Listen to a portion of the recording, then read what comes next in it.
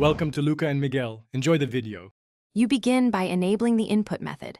On Windows, press Windows Plus or Windows Plus. To open the Emoji panel, on macOS, press Control plus Command plus space.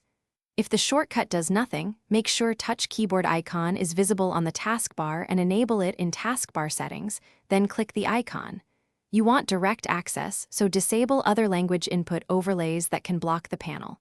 Once done, you'll see categories and search ready for the next steps. Now you learn to find the emoji you need quickly. Type a keyword into the panel's search box to filter thousands of icons. This saves time versus scrolling. Use the category tabs or arrow keys to jump between smileys, animals, objects, and symbols. Press Enter to insert. In apps that accept rich text, emojis paste inline. In plain text fields, they appear as Unicode characters. Make sure the app caret is active where you want insertion. Then confirm the emoji placement before continuing.